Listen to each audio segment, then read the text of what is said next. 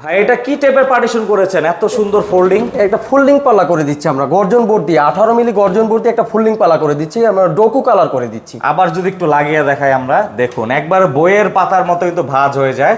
আর এটা হচ্ছে মূলত দুইটা এরিয়া আলাদা করার জন্য ইউজ করেন। জি জি জি জি। তো এগুলা কি দিয়ে করেন আর কত টাকা পার স্কয়ার ফিট? এটা 2500 টাকা পার স্কয়ার ফিট, 18 মিলি গর্জন প্লাই বোর্ড দিয়ে ডোকু কালার করে দেওয়া হয়। মানে একটা ফ্ল্যাটের যদি দুইটা অংশ থাকে সেক্ষেত্রে আপনারা এই ধরনের পার্টিশন দিয়ে কিন্তু আলাদা করতে জি, পারবেন। জি, জি। সেক্ষেত্রে এখানে সিলিং আছে, সিলিং এর খরচ কেমন?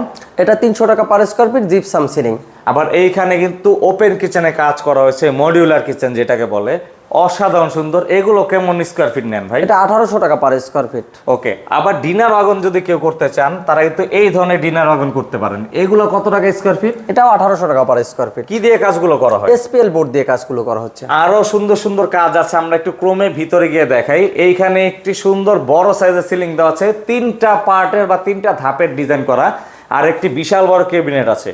ক্যাবিনেট গুলোর ক্ষেত্রে খরচ কেমন ভাই? 1800 টাকা পার স্কয়ার ফিট। এগুলো এইচপিএল শীট দিয়ে করা জি হয়। জি, এসপিএল শেড দিয়ে করা হচ্ছে। পাশাপাশি আমরা একটু সিম্পল ডিজাইনের বেডরুমের কাজ যদি দেখাই, হাফ সিলিং এর ভিতরে মাঝখানে সিলিং রোজ দেওয়া। এই ধরনের কাজ তো অনেক কম খরচে করা যায়। জি জি জি, একদম কম খরচে এই ধরনের কাজগুলো করা হয়। ওকে, তো সেক্ষেত্রে অবশ্যই স্ক্রিনে দেওয়া নাম্বার যোগাযোগ করে সারা বাংলাদেশে এই কাজগুলো করাতে পারবেন। জি জি জি।